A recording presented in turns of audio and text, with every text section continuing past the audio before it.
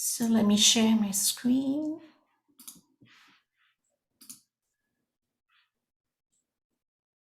Can everybody see my screen? Yes. So we're going to continue our conversation with the reflections of the Secret Doctrine. We are on the 16th. Oops. Okay, this is what we did. Oh, let's see. We started with, we've covered all of these different topics so far, defining the doctrine versus dogma, defining the secret, collaborative effort, we're greater than we know, living tradition, mundane secrets and transcendent mysteries, bridging the gap, no apology needed, why the secrecy, St. Augustine's dilemma and the antidote of modern ailments, fool's errand, a flight of fancy, defining emanation. There's a lot covered. I think we'll go into detail when we study our next book, the Secret Doctrine. But today we're going to start with defining logos. And because I'm not going to go through all of it. So we'll start with defining logos. And I like simple. So logos, the simple version, is the creative force with the presence of intelligence. And in Greek term, it's translated as word or speech or principle or thought. It's also referred to as the universal divine reason or the mind of God. And here you see, as in the Secret Doctrine, it's called the universal principle.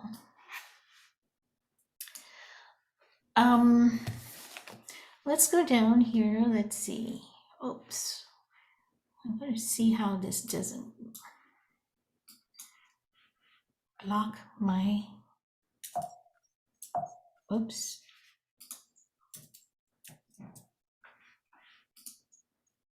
Okay. No, the other way.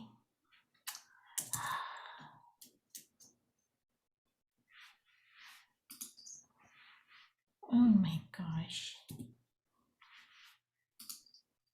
Okay, there you go. So it's the center of spiritual energy. So here we see a circle and a dot. The circle representing the boundless all, and then the dot representing the first differentiation in the periodical manifestation. So my understanding is bringing the unmanifested into the manifested, from the energetic, the unseen to the seen. Does anybody else have any other thoughts and they want to share their understanding of the logos?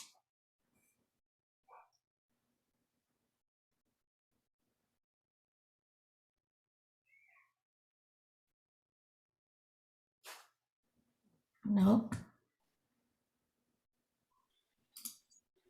So let's move on to the three aspects of logos. This creative force has three aspects, and in religious aspects thought of as the Trinity in Christianity, the Father, Son, Holy Ghost, or the Osiris, Isis, and Horus in ancient Egypt, and Brahma, Vishnu, and Shiva in Hinduism. In the Secret Doctrine, it's referred to as first, second, and third logos. Is it still logos? Or I guess they are not three separate logoi, I think that's how you pronounce it, but three aspects of one divine principle.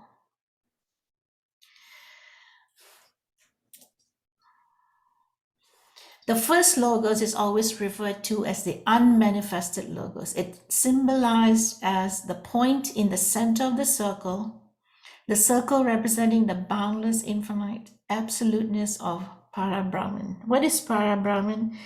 The attainment of an ultimate goal.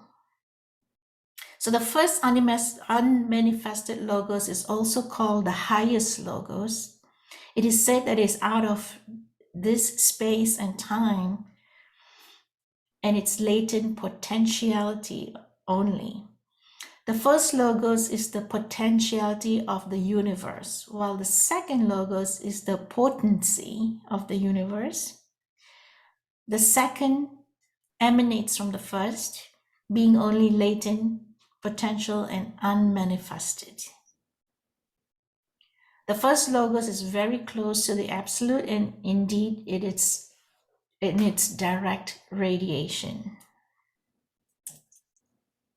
The second logos is the manifested logos.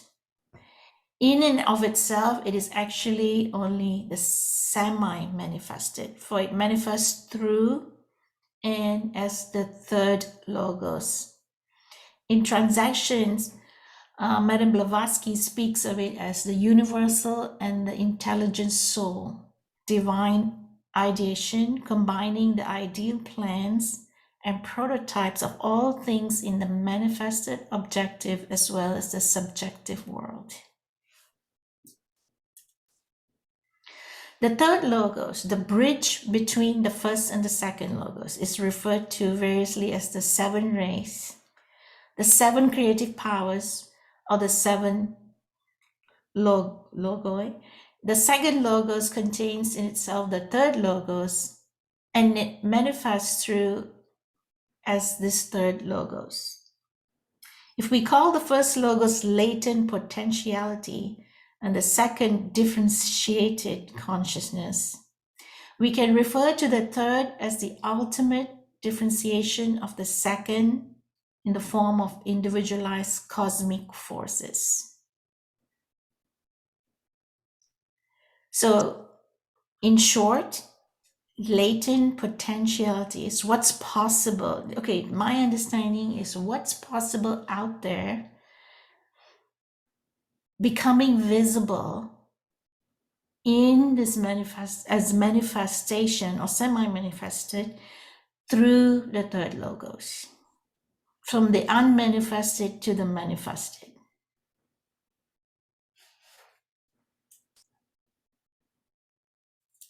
So, any other thoughts as we speak of the logos? Inputs, suggestions, ideas?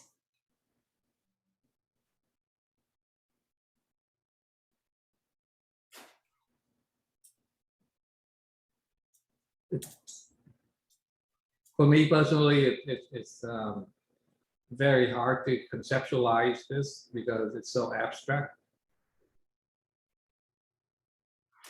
So let's go back to some, I think I can relate back to some of the things that we talked about in our previous, for example, bridging the gap. So this kind of gives me an example, bridging the gap between the unmanifested and the manifested, right? So in chapter 8, they talked about bridging the gap. What is this? What is this unseen force? It is the force that inspires. This is my personal opinion. Anybody can object to it. The unseen force that inspires. Well, it talks about the universe, but I think we all have that inspired force within us to bring our full potentiality. And if we connect to this unseen, learning how to connect with this unseen force within and bringing our full potentiality into this manifested world, into this manifestation, into this physical world. Like the famous musicians, right? Where do they get this inspiration? There is the force within themselves. The famous artists, if not for all of them, we would not be able to enjoy these creations. It wouldn't have manifested. It manifested through them out into this world. Does that help? I that is my interpretation. How about anybody else has any insight? maybe I can summarize maybe my viewpoint, and then maybe someone can help with that. From my viewpoint, the first logo is essentially the spiritual will, the force that actually drive the evolution. That drive the evolution. In order to drive the evolution, it had to it's universal. It's a single entity, right? The absolute, the so-called absolute. When it's a single entity, everything is homogeneous. That literally means you cannot differentiate yourself. And if you cannot differentiate yourself, you cannot learn and do something new and so on. So that drive essentially want to evolve, and that create the second logo. The second logo is essentially the differentiation from the unity, the one aspect, it become the two, the binary, and then the binary become the 4 and the 8 and so on. So it keeps dividing itself, the differentiation. But that in itself, there's no knowledge of gaining until you actually have the third logo that actually turn that drive, the drive become the ideal or the inspiration.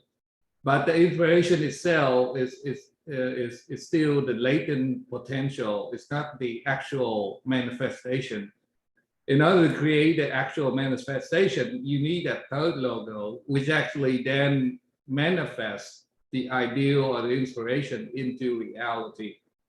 That's my understanding of the 3 logos, but I don't know if anyone else has a different idea or can explain it better than that.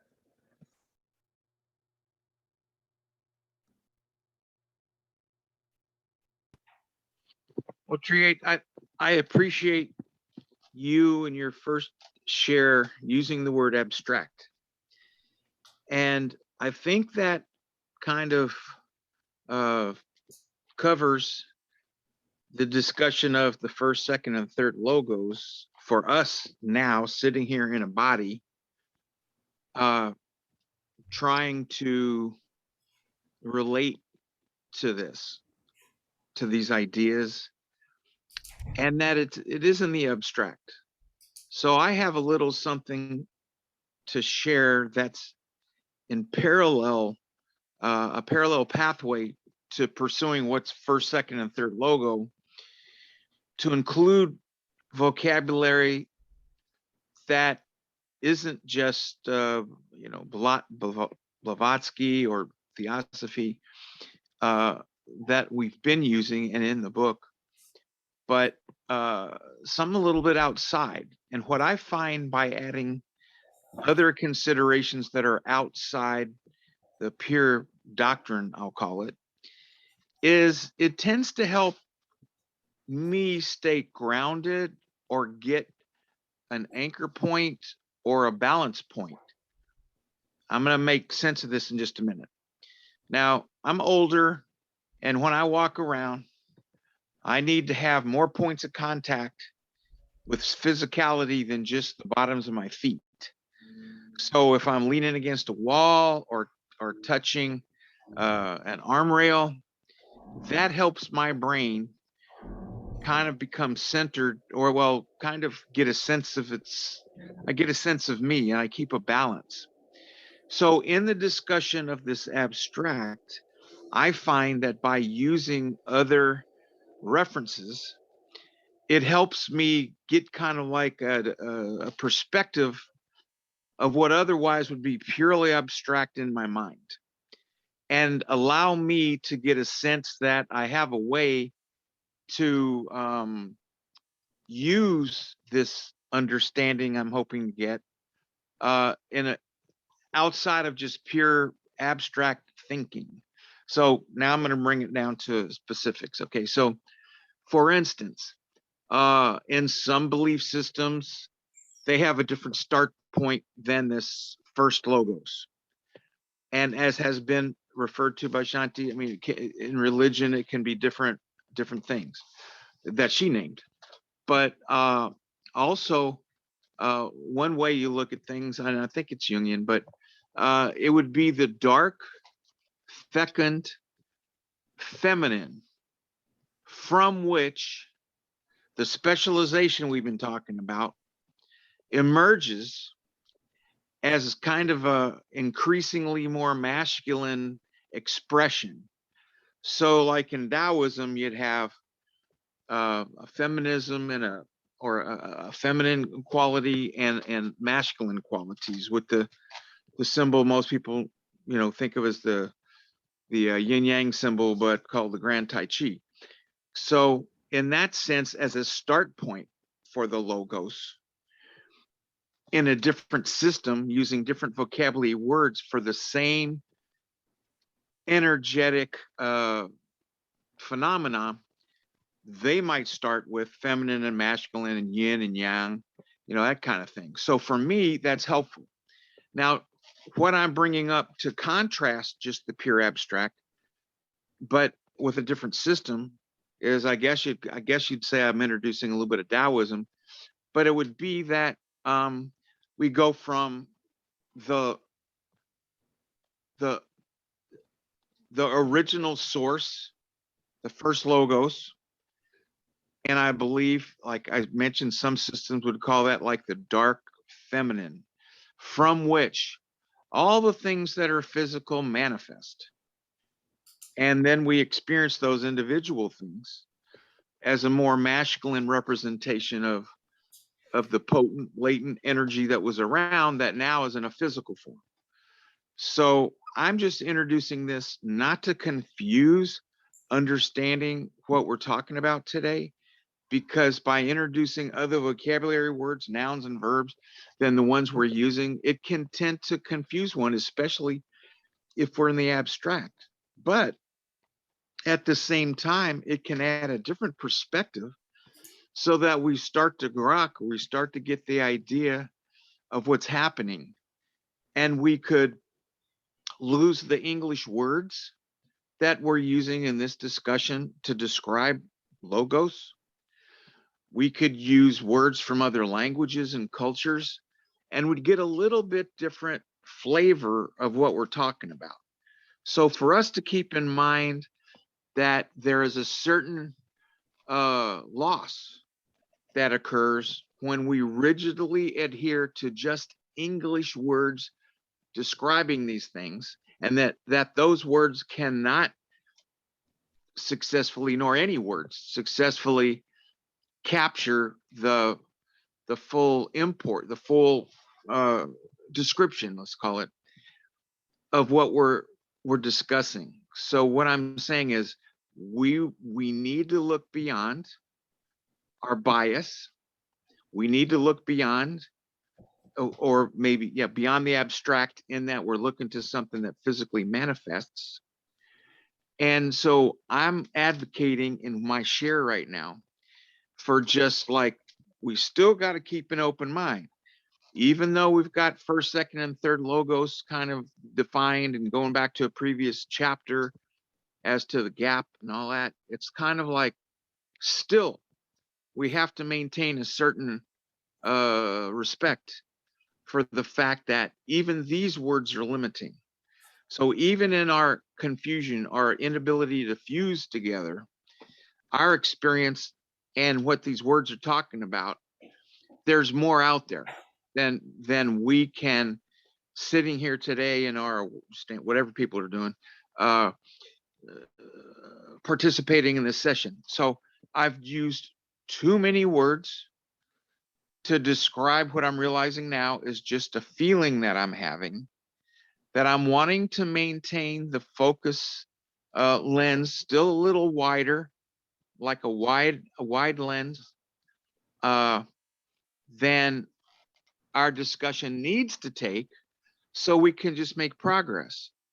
So I'm suggesting these other, you might say, concepts, to still hold that in, in the consideration of what we're talking about, while we're using these specific differentiation and latency and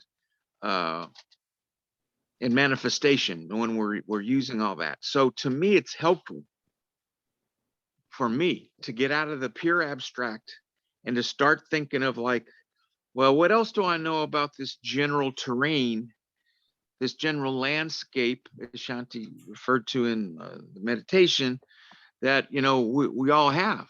We're all working with the landscape we got. And it helps me to populate it with a few more concepts than just the limitation of the discussion as it's written in the book.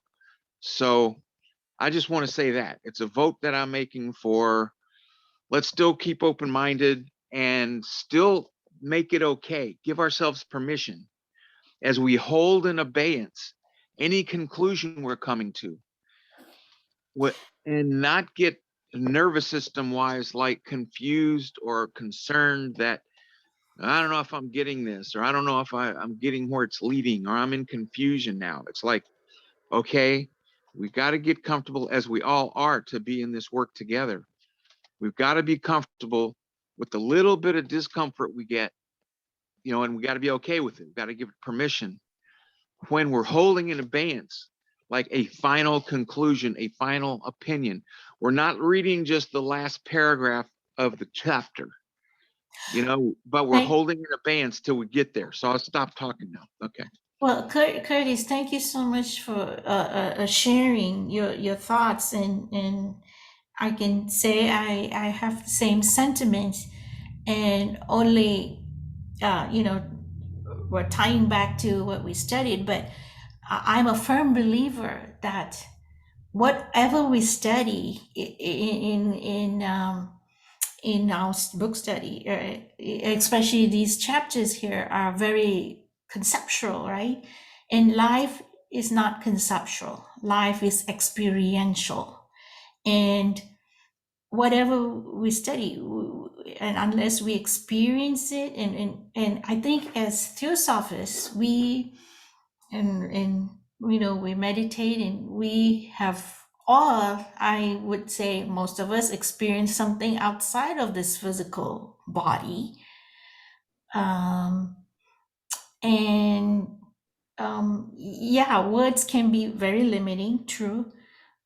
So I think the encouragement here as we study these chapters, not to just be constricted by these things, but to expand our awareness beyond our physical existence, because there is something out there beyond the physical. And how can we incorporate that into my, like you said, your life today now, because all of us are going through this earthly life experience.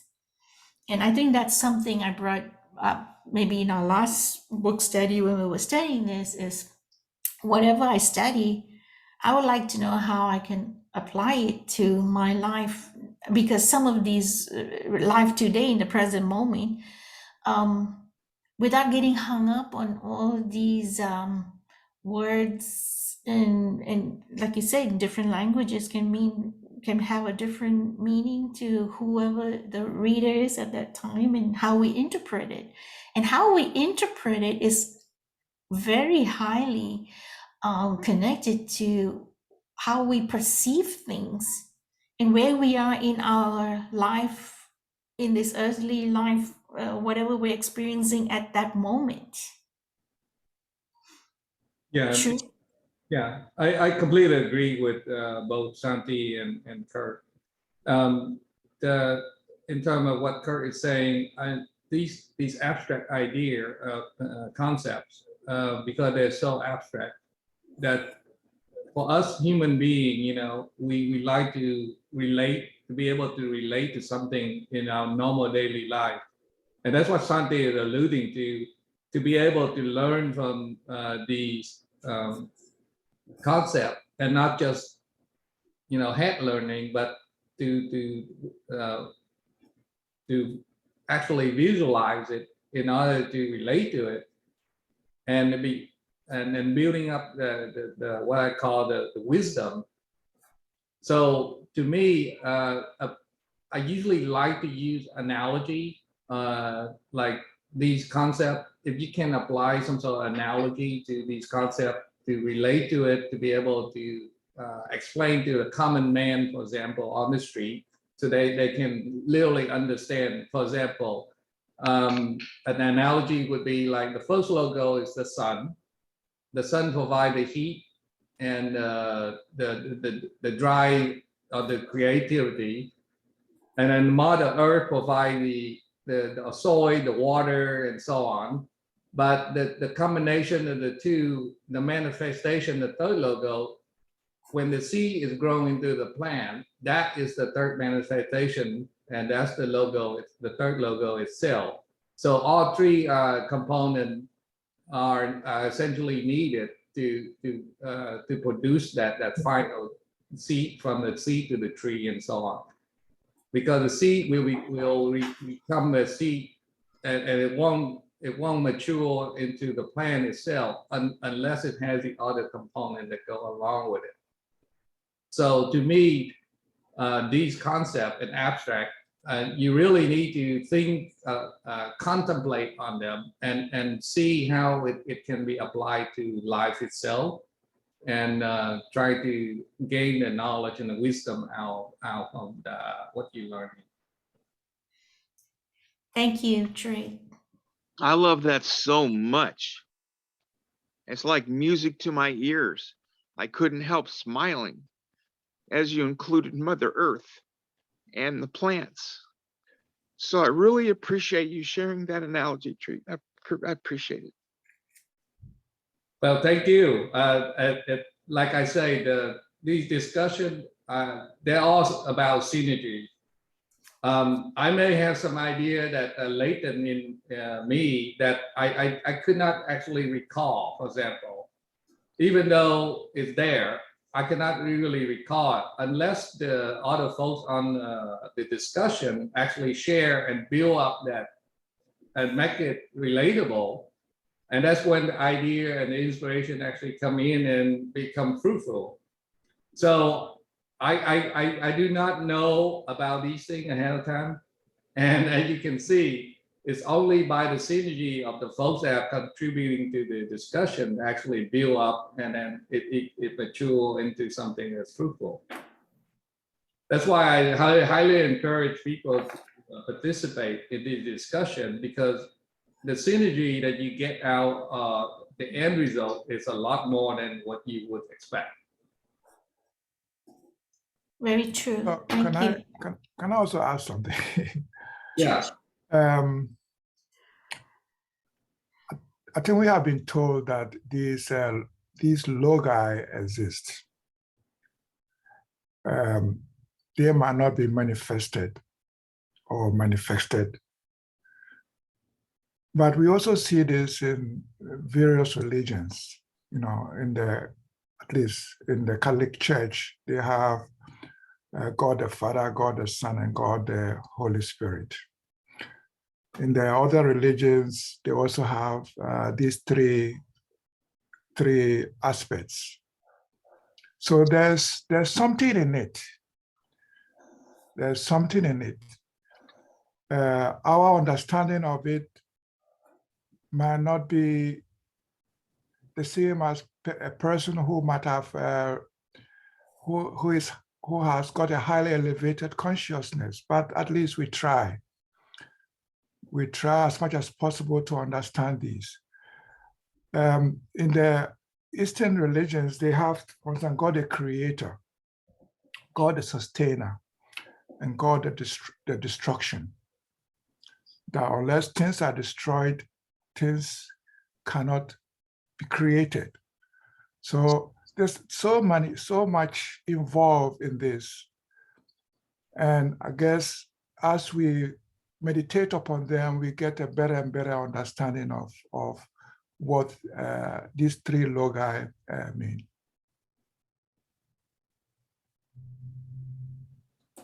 Yeah, the word I'd like to use indescribable. However you just try to describe these concepts, you're never going to get the whole picture of it.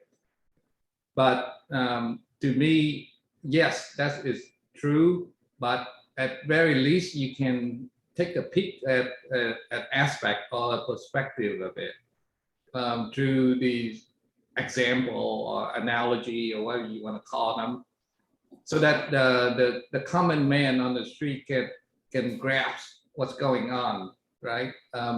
Because it may not be the perfect, just like when we mature and we evolve. Initially, when we turn from animal to a human being, we not be what is considered a human, the perfect human being, and so we have mistakes and we have flaws and so on. But at the very least, you need to be able to understand and grasp what's going on, right? Like Kurt say, to be able to ground yourself and to be able to relate to that, because understanding and learning is all about relationship, being able to associate what you know again what you don't know. So the more that you know and the more that you can relate to the thing that you don't know, that's how you build up your wisdom and become a bit wiser, I guess. Thank you, Trey. That was good. So let me come to this again. So what is, I mean, I look at it from the point of view of a common person. What use does the common person has, right? From what is being taught from some religions, right?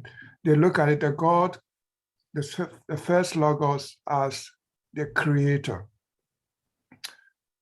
The second Logos as the son or a person who comes and gives various energies. Okay. But the third Logos is here with us now. So there's God working in us now, in this world now. Yes. Okay, that's how they look at it. Other religions might look at this differently. But from the point of view of some religions, the Logos implies God is here now with us, working through our midst.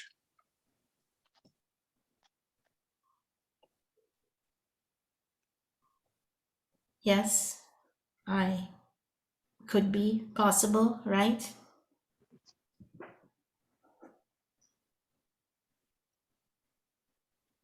And that is the trio, isn't it? Yeah. So, John, I'm not exaggerating. I love your words. I love the examples you've given just now and before. I just love your words. And what I would like to add to this discussion, and not direct it any direction, is something that's revelational about my process. And what I realized is what we each bring to these sessions together is our process in doing exactly what everybody's describing in our own way. And then we'll depart from our sessions and we'll be left with inside of our skull something that we're holding as meaning. So what I'm trying to add, and not direct the discussion, not directed in any vector, no direction, just to like add to how we are being with each other now, is that we're all sitting here and we're with our own self, with that inner landscape that Shanthi, referred to in the meditation. And we're taking in these things as we listen with our ears and our hearts to kind of take in and digest what there's out there to take in from what everyone's sharing. And the synergy that I think it was, Treat was saying that it's good for everybody to participate as they feel moved to. So to get to a point that I'm trying to make here, all meaning, in my opinion, it's my belief, is inside of our skulls. Yeah. I think if we pick up a rock, it doesn't mean anything. I think because we hear these concepts, it doesn't necessarily mean anything. It's our attempt to use descriptive vocabulary words to describe something that still can't be fully, addressed. And so if we keep in mind while we make our shares and hear other people's shares that, hey, I'm working on my own consciousness. Well, we all know that. Well, I'm working on my own consciousness, and that while I'm doing that, I have a resident way to be, a way that I am present with myself that I don't want to overlook, which is what meaning I put on things. It's inside of my head. And what meaning I have in my head is not necessarily in any way, compared to what meaning you have in your head. So again, I'm not directing the discussion. I'm just trying to add to it so that when we're sitting here, we can, in our full faculty of who we are, understand that the meaning we carry around with us in a backpack when we walk around, maybe that backpack's in our brain, but what we're carrying around has meanings that are personal to us and nobody else. True. So it may be that third logos of differentiation and manifestation. I don't know that it always includes destruction, as the third phase, but it's, and I just got put in my head by what I call guidance with a capital G, that it's all happening now. We all know this. I'm not saying anything nobody's said before or thought before, but all of these differentiated ideas that we're considering almost in sequence so we can follow along a path to get more towards specification, it's all happening now. So we're almost kidding ourselves to think that we can stop time and then logically pursue one idea to the next, and as if time is just slowly creeping alongside us as we go through our process today, like we do all of them, because it's all happening now. Now, I realize I'm not saying anything that not everyone here, has never thought of or believes now. But what I'm saying is part of our discussion as we get a little bit more focused. I kind of unfocus things a little bit, and that's my process. I don't mean to use it as a template and cover up the progress we're making in this discussion today. But Thank you. I do add unfocused. So I just want to share we're all adding our own process to each other's. And I love that we're in peace and we're practicing how to be in peace with each other. And we do this every session that we meet. I haven't been part of these discussions for a couple of years now, but the thing is, it's a place of peace that I'm finding solace in this planet, where without this, I'm not necessarily joining in with other people what feels like peace to me. So I just want to thank everybody for their presence today. That's my share. Thank you. Thank you, Curtis. And I like the words you said. This cannot be logical. It's not logical. We all experience it differently, so let it be experiential. And I like the word you use, permission, giving everyone permission to, take it and understand it, and permission to listen to others, and how everything's in our head, right? So it cannot be logically explained. Not that we all know the answers, but we contemplate and experience it, and depending on where we are in our lives at this moment, it'll be different for each and every one of us.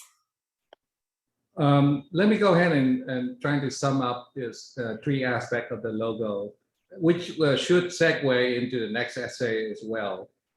The three aspects of the logo, essentially, they're not separate. And if you're thinking that the third logo exists without the second and the first, that's not true. all three of them are actually required, and they work hand in hand with each other. So you cannot have one without the other two. And only when you have all three would you have something that is beautiful, something that actually is ordered and it's beautiful.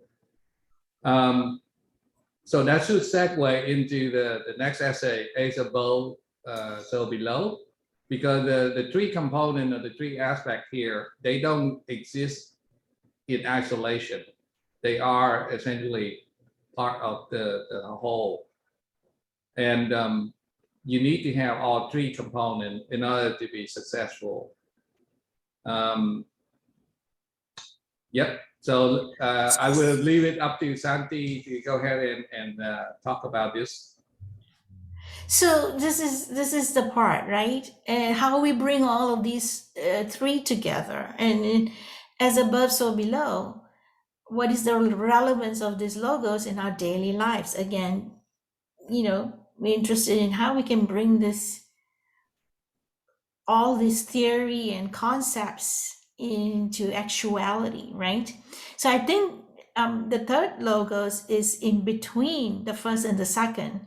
The first is the Atma, the human expresses itself as spiritual will. The second logos is Buddhi, as compassionate wisdom and love. And third logos is Manas, as reason and creative activity. So this is the concise explanation. When we exercise our spiritual will, when we create and when we love, we are exercising our innate and divine powers, all of which will grow in strength and splendor as we continue our long pilgrimage throughout a series of deaths and rebirths on the great stage of life.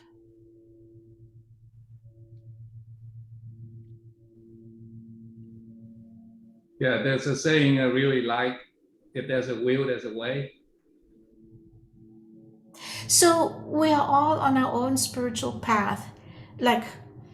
And then we've heard this saying so many times, we're climbing that same mountain, but different paths, and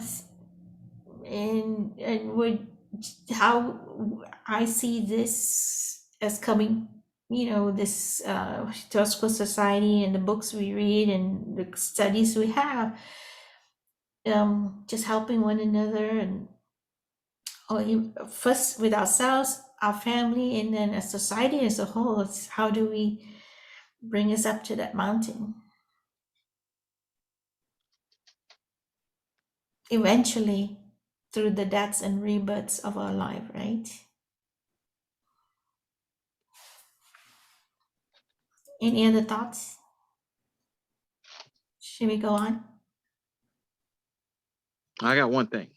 Sure. So the metaphorical space that we hold in our hearts for our fellow human beings and other beings on this planet, animal, plant,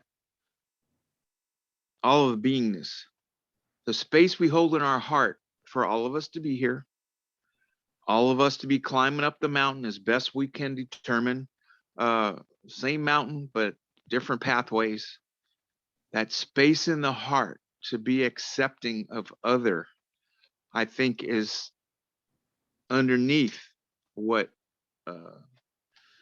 you just shared, Shanthi, and to climb up that mountain and just feel a certain camaraderie, like this other being is wrestling with the same thing that I'm wrestling with. And I welcome them, their opportunity to handle that as best they can without, in some way harming other life. That's my own, rule for myself. It's like, let's be pro-life. And it starts, so right. Sorry to interrupt. Go ahead. No, that's it. Oh, so to me, it will be with going through this life with compassion, kindness, and love. First of all, we have to be compassionate, kind, and loving to ourselves, because when we can't do it to ourselves, then we cannot express it outside of us. And a lot of what we see happening outside of us, man killing man, I mean, humankind man killing our own, right? Because the people who do that are not feeling loved. They have no compassion. That's the missing piece. So if we have to start filling it with ourselves, filling our cup, not in a selfish way, but filling our cup with compassion, love, and kindness so we can express that outwardly. And where did this compassion, kindness, and love? Because from above, we already know whatever you want to call it, whether it's God or cosmos or whatever, is already love, kind, and compassion. But because of our personal experiences, we may feel different, but we are already that. And if we can feel it, not just think it, feel it, we would be treating everybody else with kindness, compassion, and love. Because it's only from within we create out without. And what I get as I hear you say all that beautiful, eloquent, talk, is that from a psychological standpoint, just to add something to the side here, if we don't use that opportunity fully to experience those virtues, I'm calling the virtue that you're describing for ourselves, and that we can't do that outside of ourselves if we can't do it inside.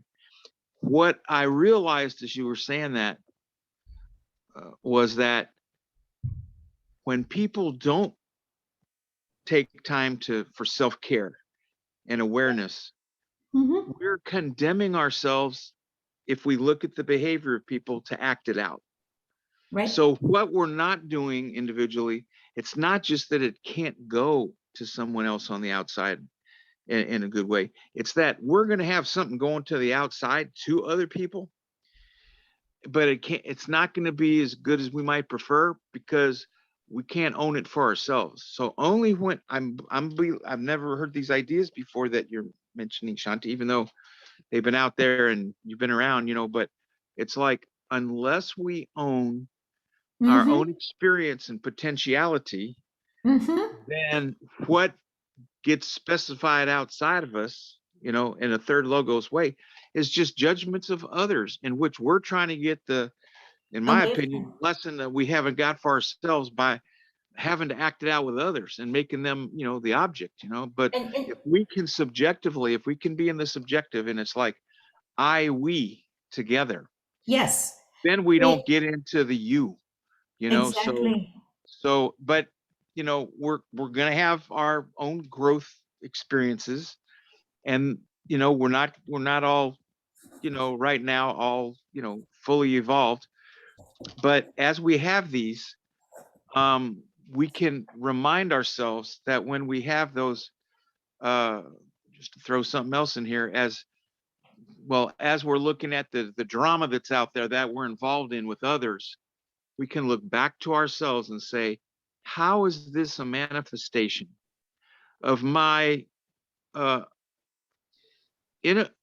my incompleteness Oh, in yes. fully owning my own capital S self? How am I being a little self now?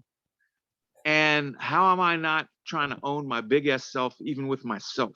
So that's what I got out of it. I could, put more words on it, but just for communication purposes, I think I've made my point. But I got all that, Shanthi, when you shared what you shared. None of that I would have got unless I heard you share what you shared. So thank you very much. You're welcome, Curtis, and thank you for your share. And just a few slides ago, we talked about potentiality, right? And that's what I was trying to express earlier. We all have that potential, and whether we choose, so we have a choice whether we choose to express ourselves with our full potential is a choice. And the thing is, judgment, and you brought another word, judgment. We can be very judgmental. The first thing is we're very judgmental of ourselves, right? We are the worst critics of ourselves. When we start judging ourselves, then it's the same thing we're going to do to others. We're going to start judging others. So how can we pull back and say, be in a non-judgmental mental space? There's nothing that is good, bad, right, or wrong. And giving permission for everybody to be on their spiritual path where they are, and helping them where we can, with our full potential. We were born with that full potential, because of our life experiences, we have placed some form of limitation, and those limitations are not allowing us to access that full potentiality. We have access to that, and that access is from above, so below. It is there if we want to access it.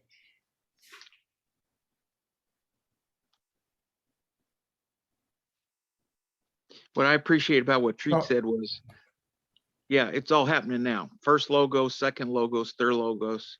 They're not Yes. separate. It's not They're not separate. sequential. It's not logical per se, you know. It's just all infused as a oneness. So in what you're saying right there, Shanti, what I'm getting about in terms of our potentiality is Right. for us to maybe be fortified with the understanding that we got all of it. We got all of it now if we want to express from that place. And it's Yes. just our choice into how we do that. Yeah. And how open is our heart? How open are we to allowing this full potential to come across? And so now my next question is, are we the third logos in between the first and second? And because we need the first, are we the ones blocking from the unmanifested to the manifested? What can we create? What can we create with our higher consciousness into this world? What do we want to see? What do you want? We are the creators of our own creation. We are the creators. We are more powerful than we think we are. We are more powerful than we allow ourselves to be.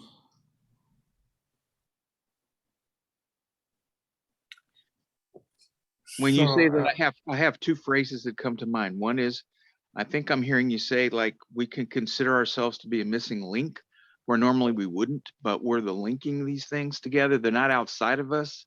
The first and second logos to the third. And the other thing is Mahatma Gandhi, be the change you want to see Exactly. in Be the the world. change you want to see. You got to start from inside. Yeah. Exactly. All right.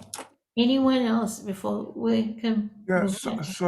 Shanti, as I look at this triangle, Mm-hmm. and then I look at as above, so below, they have basically two consequences for me. That all the three logi exist in S. Okay. And how can you imagine a person with a mind without a body and an atma? So those three aspects have got to work together in any individual. How we manifest the first logi depends on our alignment with, our mind's alignment with our body. Because the atma Absolutely. exists in everybody. Absolutely. Okay. So that's what I get out of this year figure. Alignment. The three exist in S. And the three, you cannot have just one. You have to have all the three for any person to really work. And for me, absolutely, John, the three logos can be mind, body, soul. It has to be in alignment. It could be the physical body, the soul body, the mind body in alignment.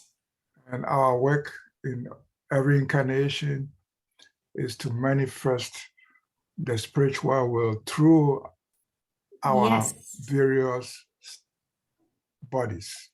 absolutely. And the mind, and I won't go into details, we can have a whole different discussion here. But because we have our analytical mind, the judgmental mind that comes in, and that's why we as Theosophists, we meditate, because we want to quieten that analytical mind, the judgmental mind, so we can rise and connect with that higher mind, the higher mind, the knowing mind, the all-knowing mind, and be in alignment and come into alignment and be in alignment with our soul purpose, and our full potentiality. But that takes effort. It sounds easy, but that is the work we're here to do. That is my belief. What I really like about this triangle and these three logos and the symbolism of this is that triangle, that top point there is always pointing up. And even like during meditation and stuff, we talk about bringing in energy from the top and bringing it through us. So I really like that symbolism of the triangle there, and that point always pointing up to get our Atma, Buddhi, and Manas from something above us. Now, So normally when it is drawn, the Atma is at the tip, the top tip. oh, okay. And then the okay. others are on the left and the right. So it's not But necessarily on the side. I accept what Shanti drew. That is fine.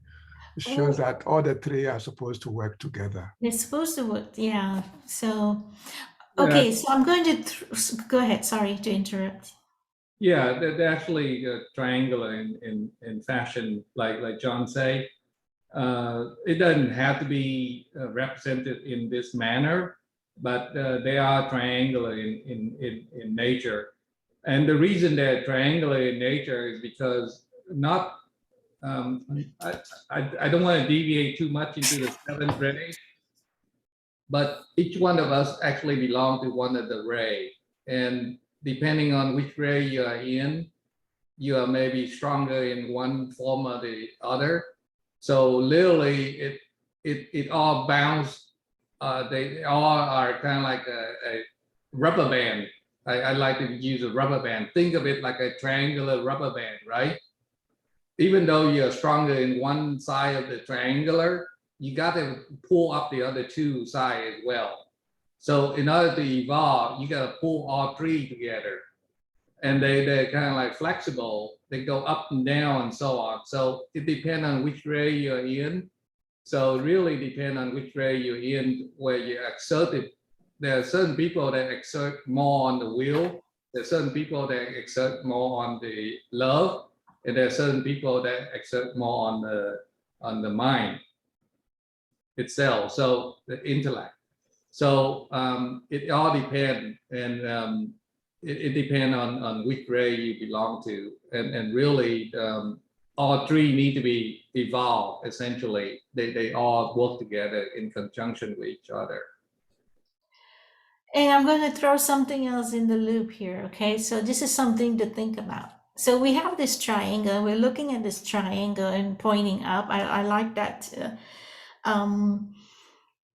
pointing up towards, heaven, or this heaven. What if we have another triangle intersecting it and pointing down into earth? Now make it three-dimensional, and that is already in existence within you. That energy is already spinning inside of you. So the point on the top is the top of your head. And from the center of your heart, from the left and right, you have that triangle. Now extend it back and forth. Imagine you in that three-dimensional triangle pointing up and a three-dimensional triangle pointing downward, intersecting in the middle. Yeah, feel the energy of that and spinning.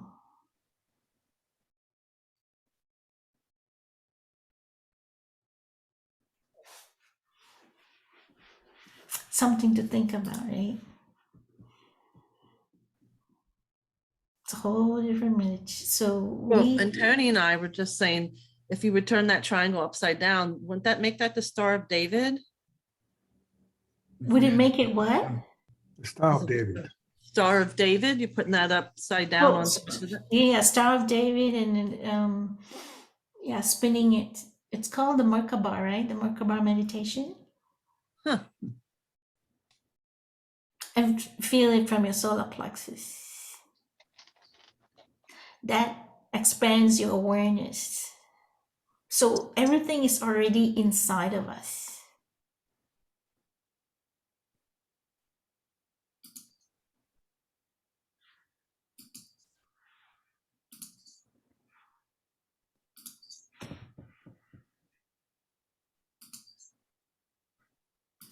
So T, I'm not sure. I just use the word heaven. If everybody believes in a heaven, I don't know where heaven is. I cannot answer your question. I don't know if I believe in it, but it's just focus on the point above, way, way, way beyond this cosmos or this universe, whatever you want to call that space. So, are we done with as above, so below? Yes. All right, the cosmic ladder of life, hierarchy. In the Please just mention the Star of David. Because if Sorry? you have the same triangle and pointing downwards, then the two form a Star of David. So it has got its own meaning, which I guess is another discussion altogether.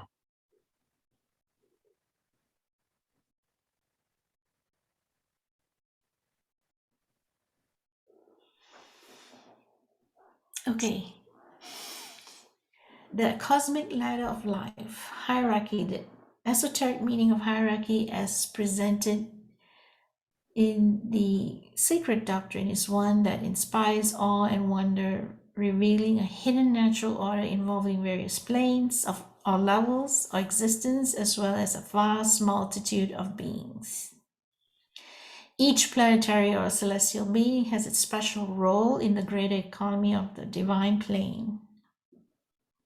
If a mere human enterprise recognizes the value of an organization, should we expect less of the universe? So it's talking about spiritual hierarchy here, right? Not hierarchy in a human sense. And I think in the next few chapters, we're going to talk about the different roles. Let's go in here, the celestial beings. So here the author talks about the Lipikas. Who are they and what do they do? Comes from a Sanskrit root word called lip, which means to write, to inscribe, or to engrave. Also metaphorically known as the recorders, scribes, or analysts. I think that's Theosophists refer to them as lords of karma. These divine beings are connected with karma. They keep a faithful record of every act, even thought of a man, of all that was, is, or ever will be in the phenomenal universe. In Isis, this divine and unseen canvas is the book of life. We create our own book of life. No human deed goes unnoticed by these cosmic scribes. In the eyes of karma, we cannot evade accountability. Okay. Oops, sorry.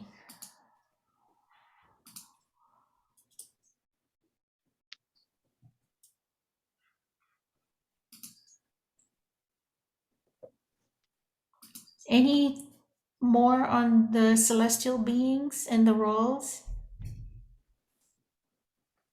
Nope. Chapter 21, the verse, essay 21 talks about delightful detours. The 0 point. Sanskrit word meaning vanishing point, derived from the word li, meaning to dissolve or to disintegrate. So 0 point energy is the lowest possible energy that a quantum mechanical system may have. In the Secret Doctrine, the Māyā centers are described as a sudden disappearance of planets and universes.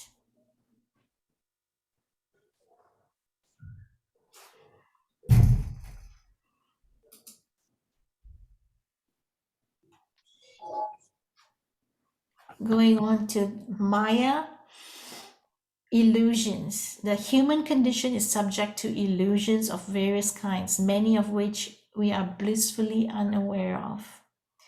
Māyā is the inevitable result of manifestation, because matter of any kind is a veil which hides reality. What is truth or reality in everything in this universe, if everything in this universe is an illusion? Interesting conversation. I think we can go on and on with this one too, right? The universe is called, with everything in it, Māyā, because all is temporary therein. From the ephemeral life of firefly to that of the sun, yet the universe is real enough to the conscious beings in it, which are unreal as it is itself. So we are all living in a just a world perceived by our own perceptions, right? In our own little world. That's how we perceive it. Any thoughts? Any?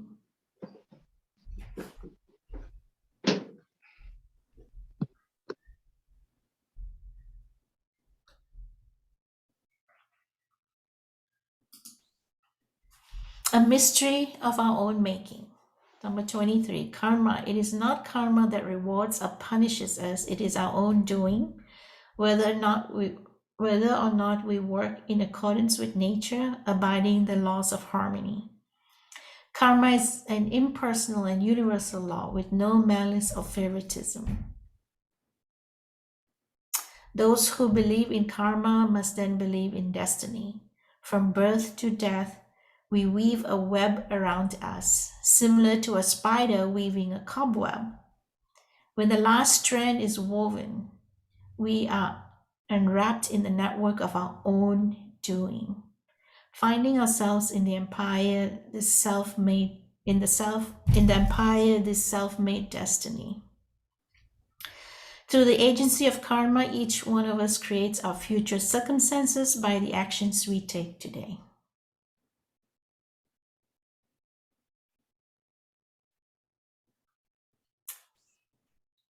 I think as Theosophists, we've learned so much about karma and already. So this is,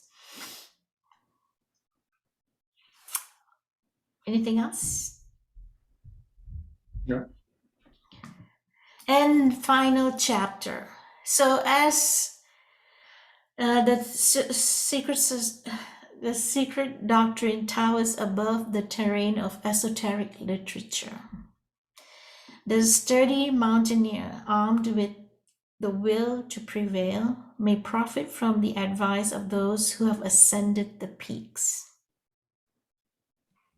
Or the soporific, confused or dazed, unprepared for the rigors of abstract metaphysical thought. So all the author is saying is, well, whether we want to continue to be the mountaineers and go on this adventure and study, yes. Well, okay, here's the question for the previous slide. Okay, sure. not that one. Okay. There you go, Māyā. Let's think for a minute. If we take away Māyā, Mm-hmm. can the absolute know itself without the engine of Māyā? Good question. Can you ask the question again? Yes, can you repeat the question, please? Will there be a way for the absolute to know itself without the engine of Māyā? Okay.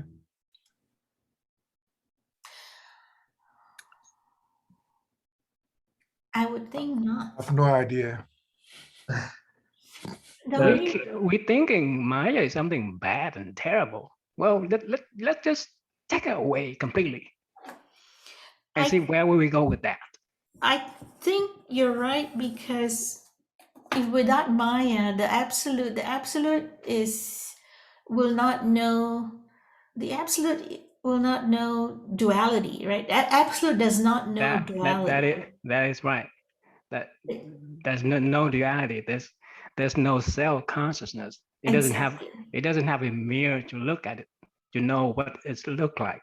And the only way absolute can know and experience is through Maya, isn't it? Right. It has to stumble all the way down to the most concrete ties, and then something magical happen. True. It has to create that illusion for it to temporarily know through that illusion. In order for it to look back at itself, it has to forget itself. The question is, why should it forget itself? For the moment of illusion, it can discover itself through the illusion of forgetfulness. Otherwise, it will never be two. They will always be one. It cannot look at itself at all. It cannot know itself at all through. Exactly. Think of this like your eyeball. Can your eyeball see your eyeball? No. Well, but I thought the Maya is for us to know that we are God, not for the absolute for it to know itself. No, the absolute is manifesting through everything, even what we call Māyā, that is continuously going through that most concrete stage that we call Māyā. There's no separation there.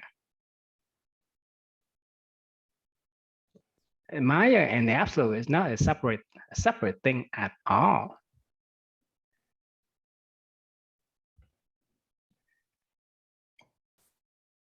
Okay. So there, Māyā is necessary. It serves as a force to propel, to evolve. Without it, we will all be in trouble.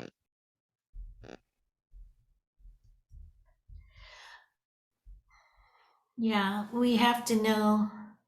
I guess we have to experience duality to know which way to, unless okay, so imagine a world where everything is just perfect and good and all of that. Then there's nothing to work towards, right? Right. Let's give a different example. Okay. Let's say that you are here and you are on this earth and nobody else on here. Mm-hmm. What would you do? There will not be holiday. There will not be anybody complaining to you, and don't nobody grabbing about you. Don't nobody point out, staring, breathing over your shoulder. No boss, no mother or the other mother or whatever. Nobody. How would you evolve? How fast do you think you're going to evolve without anything around you to push and pull you? So everything here is in relation to, it's a relationship, whether it's to other people, to planet Earth, to other beings, the plants, the insects, everything's relation, how we relate, isn't it? Right. There's no fear, there's no mortgage, there's nothing at all. You just sit there for eternity. Life will be boring. What would you do? I mean, all of the bank, the vault, and the gold and the diamond, just right there. You lay on top of it, go to sleep with it, but just you for all eternity. Now, you don't even die either, so you're just there forever. What do you do? You know, interestingly, this is kind of related to what he's saying, but not really as well. But Tony and I often talk about this with billionaires. And there's been a lot of studies out that they are so out of touch of the lives of like people of like you and I and all of us here. And that I often say, I don't think I'd ever want to be a billionaire, because can you imagine like, excuse me if I pronounce your name wrong, like Ty is saying, not having like anything you want is yours. In a sense, as far as physical and expenses, you know, and I kind of think as Ty was saying, you kind of need desires and needs and things pulling you in different directions to help you find your path and what really is important to you. You know, in the big picture, where these billionaires, they have everything they can possibly want.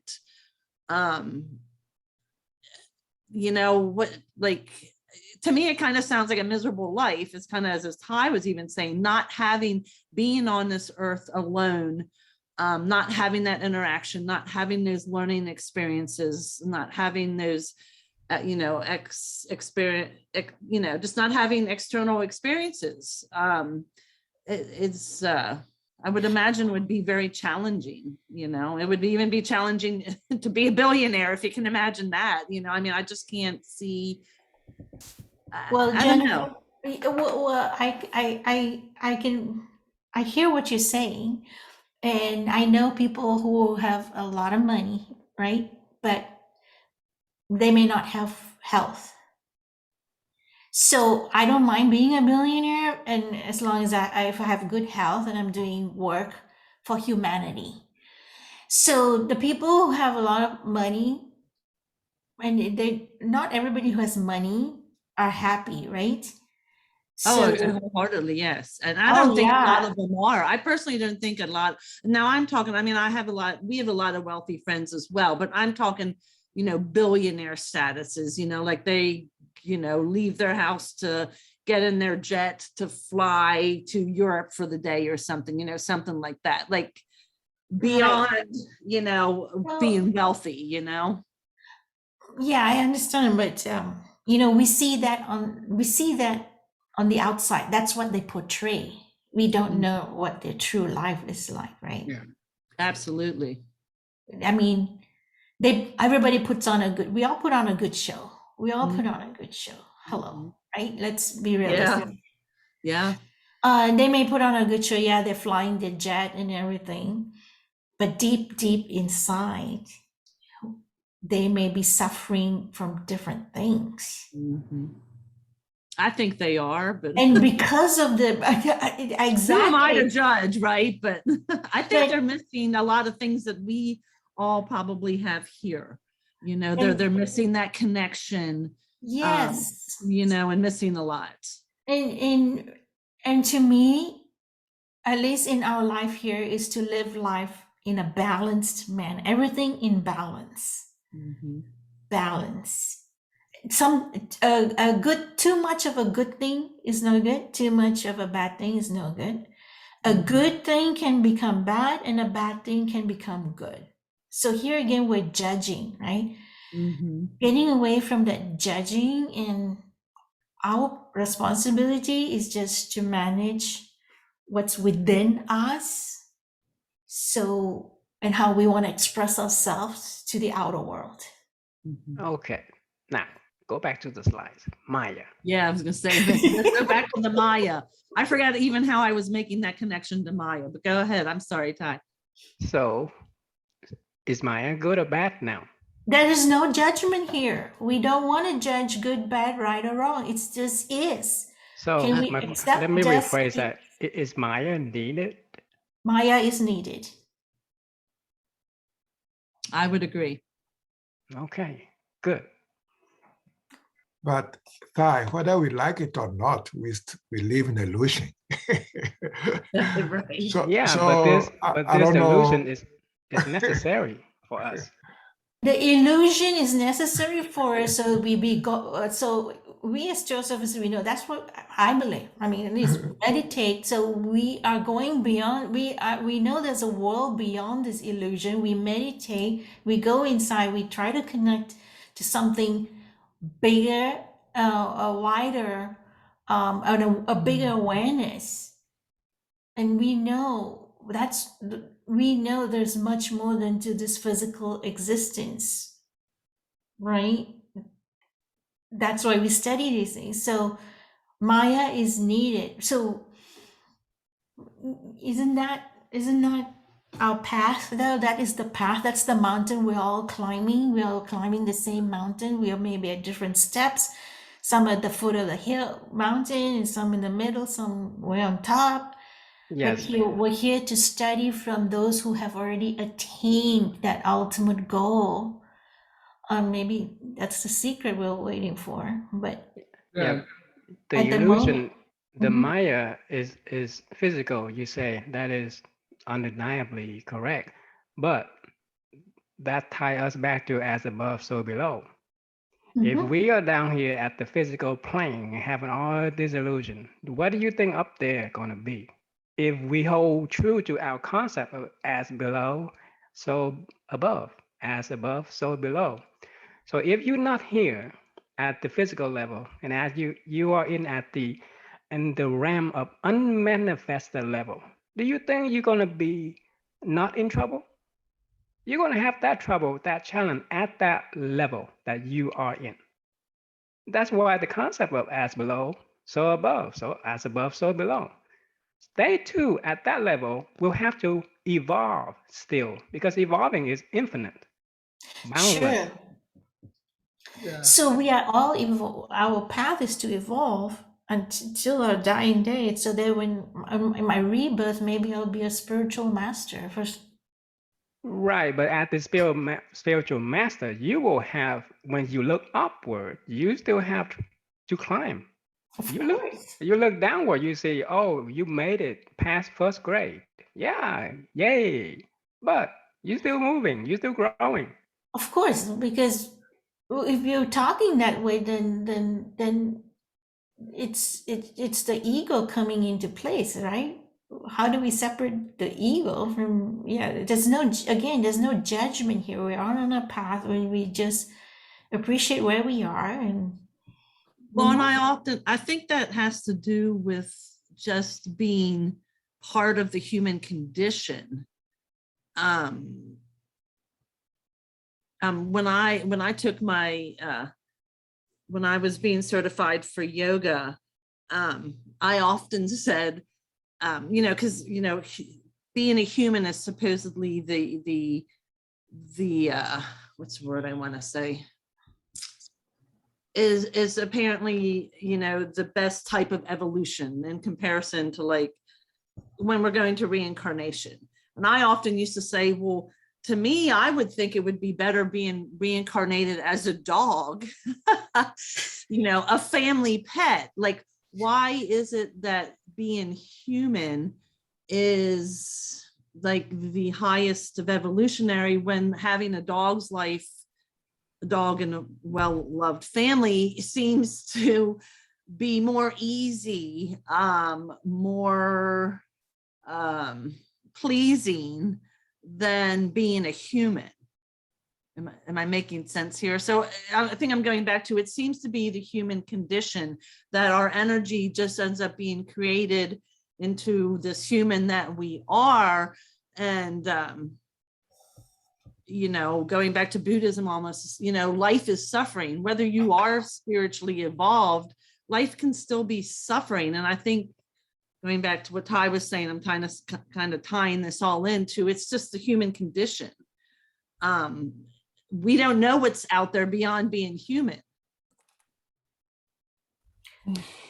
Am I making sense? Exactly. And I'd like to summarize it a bit in terms of Māyā by giving an example of what Māyā is. Māyā to me is like a carrot stick, okay, that drive you to do something. That carrot stick.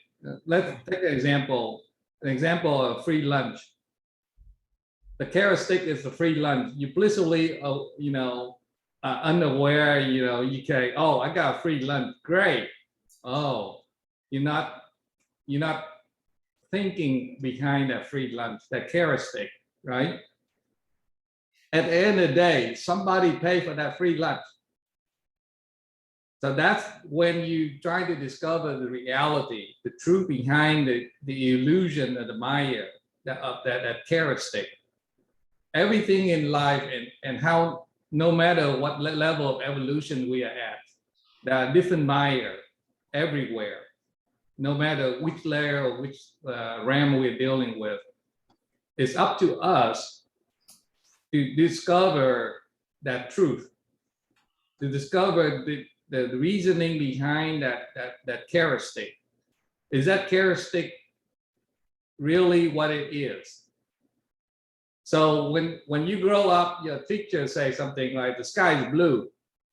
Okay, you draw a picture of the sky, you always put the blue sky with some cloud, white cloud, something like that.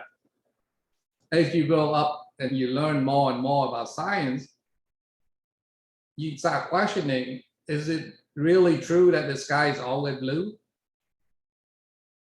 And is it true when you look at the actual air in the sky, is it blue? Is it composed of blue molecules? What makes the sky blue? So it's an evolution process, right? It's learning and discovering the truth. And only by learning and discovering the truth that you will uncover what is Māyā. But once you uncover what is Māyā, you distinguish between what is the truth and the non-truth. There are other people that are at a different level than you are. They may not be comfortable with discovering the truth, right? Say, for example, a century ago, if you go to the king and queen, say that there are light that actually light up, upside down, for example, you got a light bulb, back in centuries ago that you wouldn't have light bulb, you have to light a candle. Nobody would believe you. So maybe, some of the truth that we discover, they're not really ready for the rest of the society to accept it. So yeah, the Māyā still need to be used and need to be applied to those set of people because they're not ready at the level of evolution. They're not, centuries ago, they don't understand what electricity is. They don't understand what the electric light bulb is, or the neon LED or anything like that. If you tell them, if you go back and discover that and show it to them that, yeah, you can literally have this cell phone or something that light up at night, no one would believe you. So to me, Māyā is essential and necessary for the level of evolution of whoever it is at that particular level. But once they discover the truth, then they will literally accept the Māyā as it is, and not so much, it's like a lesson learned, right? Once you accept the truth, when you know the truth, you don't go back to the way you used to do. Right. You feed Māyā spoon by spoon. You give them too much info, they see you as witches and they burn you on stage.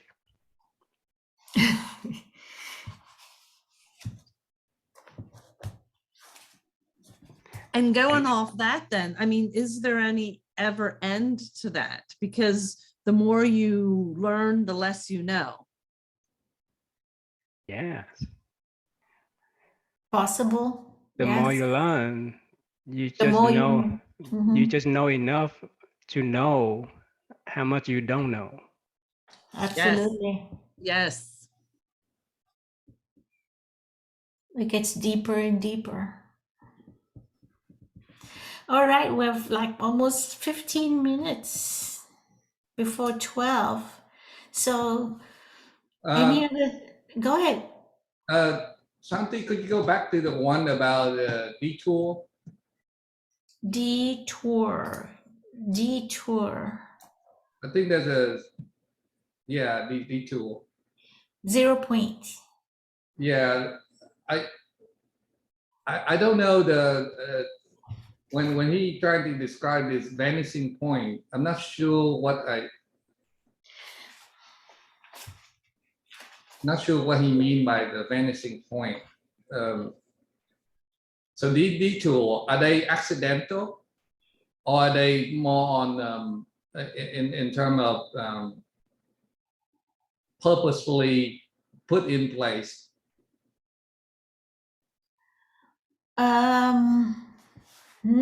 Good question.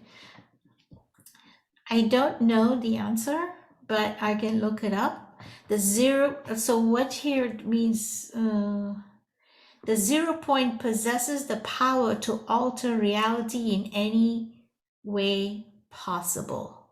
That means it's as seen during the zero crisis finale, during its unstable state, it can send out reality waves that randomly alter the very fabric of time and space. This is going into quantum physics. Well, I'm not too much into quantum physics, but I like to think of, okay, so to me, the detour, I'm a creature of habit, right? When I drive home from work, I always take the same road, the same route.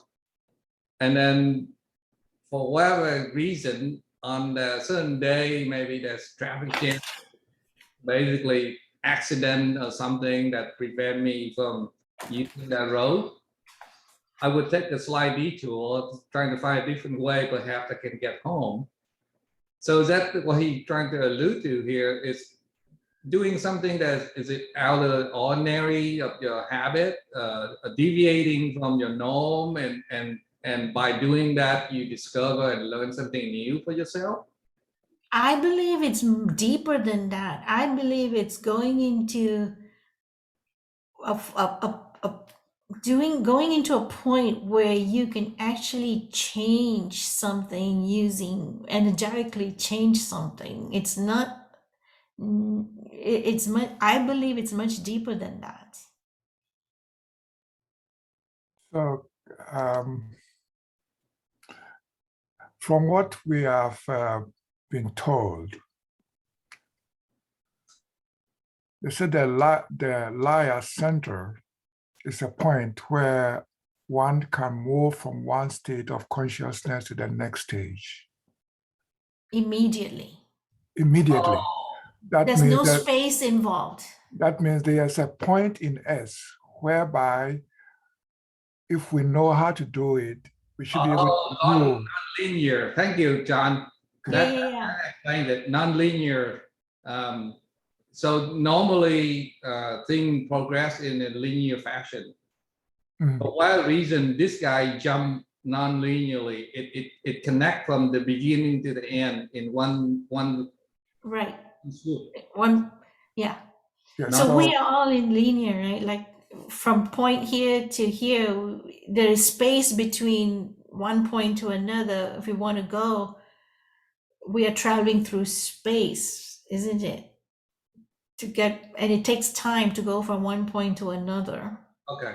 I see now why he tied it to quantum mechanics, because literally there's distance, time and space are not involved in that. It literally just happened instantaneously. Yes. Yeah, and to me, a point to that's being addressed is what John. Everybody else said something about it too, but John was talking about the coexistence of all three logos, at the same time. We called it a triangle, but didn't want to limit it to that geometric figure. And that is that the 0 point, the vanishing point, the 0 point, is a point that really kind of emphasizes the creator aspect of the three that John mentioned: creator, sustainer, destroyer. So, but of the three logos, so at the vanishing point, you have your full potentiality. You could go anywhere, any way. And then actually what happens, I think, is we choose. So it's a choice point. It's not stated as a choice point, but it's there. What do you do when you're at the vanishing point? Okay, so now what's the first thing you're going to do next? Okay, that's time. What's the first thing you're going to do? But it's just a place of the full potentiality, of maybe more owning our creative nature than we normally would. So that when we reach in our consciousness a place where we can experience, in Shanti's word, make it experiential, experience our full creativity and potentiality, that's the vanishing point where Māyā, and like maybe the importance we put on that which is not us, that's like as we perceive it outside of us, the object, and we're the subject, where that gap vanishes. And now we are the creator of our own existence, our own awareness, our own lesson. I say that, our belief system is our lesson plan.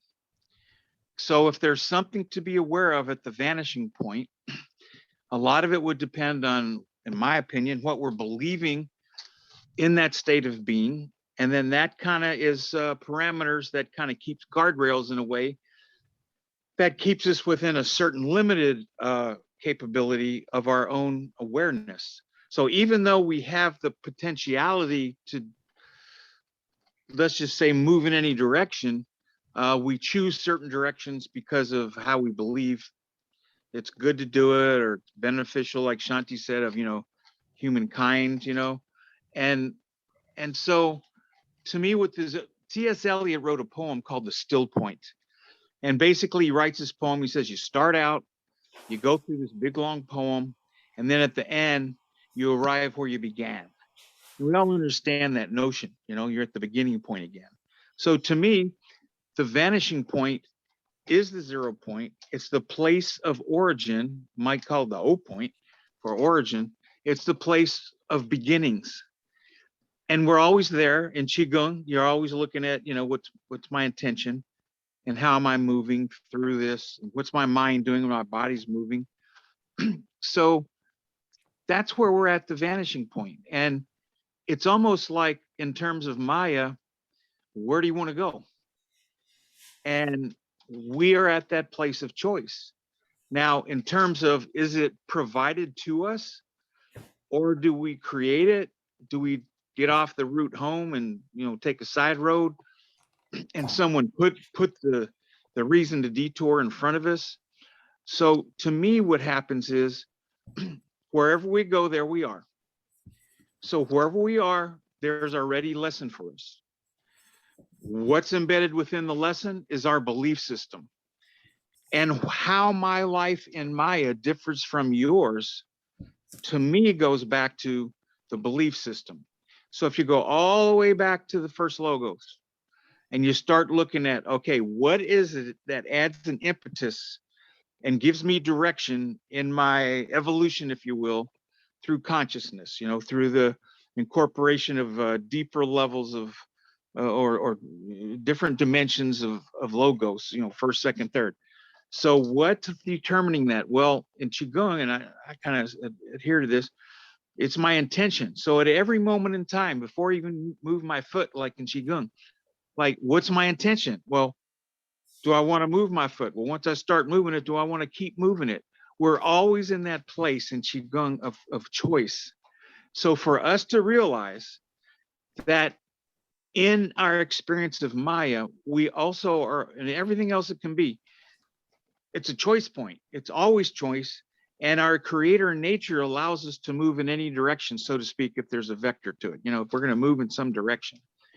So to me, what's important about this to understand is that I'm going to give one example of an experiential experience I had that ties back into what Jennifer said earlier about the money dimension. So I was in part of a support group. I call it Evolutionary Prosperity. And we met together, like, I think it was once a week, maybe it was twice a month, and the same people. And we just pursued different things about prosperity. And one of the aspects that these billionaires may have gone through or are still going through and stuck in. But what we did is an exercise, you might have gone through it yourself, but for an exercise, we're given $50,000. Now, what would you do with today? What would you do with it? You had $50,000 a day. And then you don't know what the next lesson is. And the next lesson next week is, okay, now you got 100,000. What you going to do with 100,000? Well, you might do what you did with the first 50 and then add 50 more. Ultimately, we got to about $2 billion. And what I realized is that billionaire, as they slowly walked me through the exercise, what was important to me? What was happy? Was it getting on a jet and going to Paris for lunch and coming back, for breakfast in LA or something?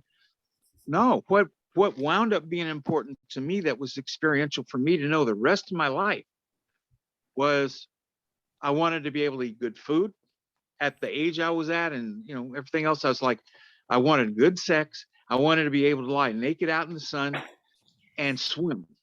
And that was it. And what I realized is if I had $2 billion, what would I have done on the way to getting me there? Was I would have created, a holistic healing center and done all kind of things. But in the end, when it came down to it, it got to really, what do I want? And then I got to it. I got $1 billion. And then did I need $2 billion to tell me I wanted to have good food, good sex, lie out in the sun, naked, and swim? Well, so I had water around, I didn't need $2 billion. So that pressure, so to speak, or that tension that would have been created for me disappeared. Now, maybe some of these billionaires still have that same tension, or we being a millionaire or aspiring to something more, we may still have those tensions, but there is a way to get rid of them. And what does it leave me being? What state of being? It allows me to be in Māyā without some sort of internal tensions that I'll be wrestling with the rest of my life, and maybe never ever come to some kind of place of a zero point of just pure potentiality. I'll have a drive in me to be a certain way. So I wanted to integrate a little bit of that, synthesize it, but it did tie back into what, Jennifer was talking about and the tensions we all know about. And I think we mentioned, a mortgage, so it's kind of like that really dispelled monetary dimension for me, that one exercise. And I did that, decades ago. So when I have the ability to just have the best food that I can afford, and I have those other things available, it shifted a little bit with my age, but basically it's about the same thing. And I'm happy. I've been happy my whole life because of it. So, but to me, that's an approach that I took to Māyā. And what do I do when I find myself in the vanishing point, in the 0 point? What do I do?